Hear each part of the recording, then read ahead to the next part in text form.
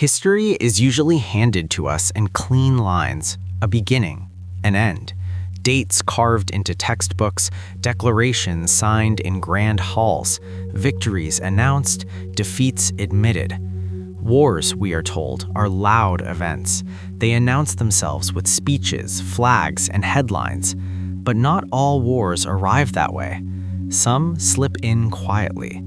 Some never receive a name.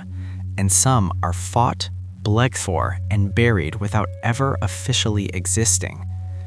This story begins without an explosion, without a siren, without a single announcement. It begins on an ordinary morning, the kind people forget by the end of the day. The sky was clear, the air carried a familiar chill.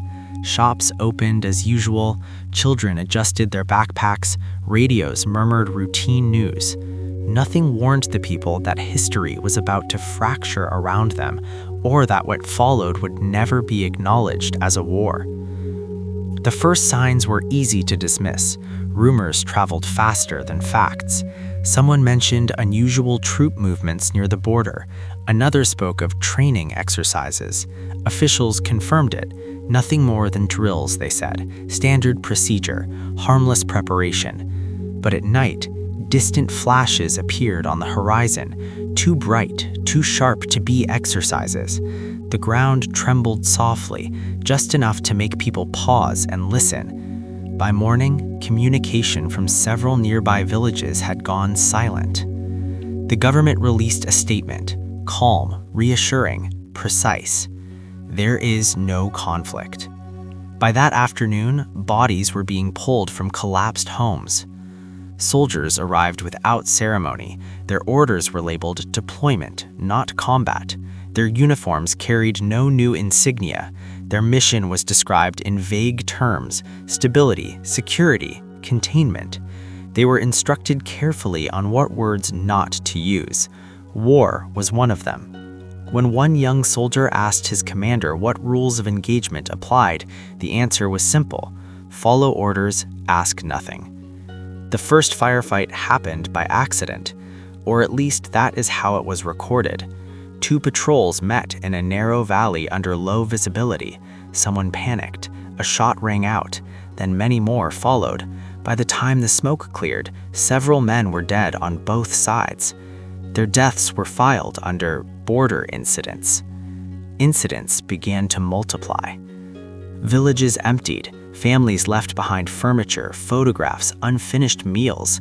They carried only what they could lift. Roads clogged with silent lines of people moving towards cities that promised safety but delivered none. Bridges collapsed overnight. Factories burned. Power stations failed. Every event came with an explanation that explained nothing: mechanical failure, electrical fault, unknown cause. Journalists tried to reach the area. They were denied access. International observers requested permission. It was delayed. Satellite images surfaced online for a few hours before being blurred, replaced, or dismissed as inaccurate. The phrase "unverified sources" became a shield behind which everything disappeared. The strangest thing was not the violence. It was the denial. People were dying, but no one would admit why. Soldiers fought without knowing the name of the enemy. Civilians fled without being called refugees. Aid organizations were told their presence was unnecessary. After all, there was no war. One soldier later wrote in a private journal that he did not realize he was in a war zone until his best friend collapsed beside him, blood soaking into the dust. Even then, no alarm sounded. No official transmission declared an escalation. The body was removed quietly. The unit moved on. At home, the soldier's family received a letter weeks later. It expressed regret. It mentioned an unexpected incident. It thanked them for their son's service. There was no medal, no public acknowledgement, just a folded flag and silence. Television screens filled with patriotic imagery, songs played, leaders spoke of peace, of national strength, of unity. They never mentioned fighting. They never mentioned casualties. They never mentioned the places that were quietly being erased from maps. For civilians caught in the middle, the denial was more devastating than the bullets. They tried to report what they had seen. They were told they were mistaken. They requested compensation. They were told there were no war victims because there was no war. Their losses did not fit into any official category, so they became invisible. Death certificates reflected this erasure. No one died in combat. They died in accidents, in disturbances, in unexplained circumstances. Language became a weapon, carefully crafted to remove responsibility without directly lying. Years passed.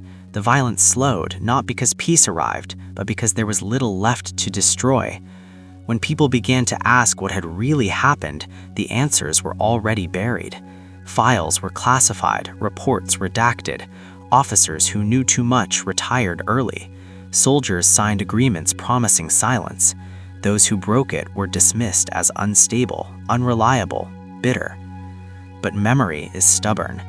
In abandoned villages, doors still swing open when the wind blows, and people wake in the night convinced they hear gunfire. Mothers keep bedrooms untouched, waiting for sons who officially died in nothing at all. No monument bears their names. No history book tells their story. The most dangerous thing about a war that is never acknowledged is that nothing is learned from it. Lessons require honesty. Healing requires recognition. When a conflict has no name, its wounds remain open, festering beneath the surface. And so the world continues to repeat this pattern. Bombs fall where headlines do not reach. Lives end without numbers. Conflicts rage in places that officially remain peaceful. These wars exist only for those trapped inside them. This war never officially ended, because it was never officially admitted to exist. But for those who lived through it, it never truly ends. It survives in the quiet moments, in the spaces where truth was replaced by silence, in the files stamped classified and locked away. History may forget, governments may deny, but the ground remembers. And the ground has a way of holding on to secrets long after the world looks away.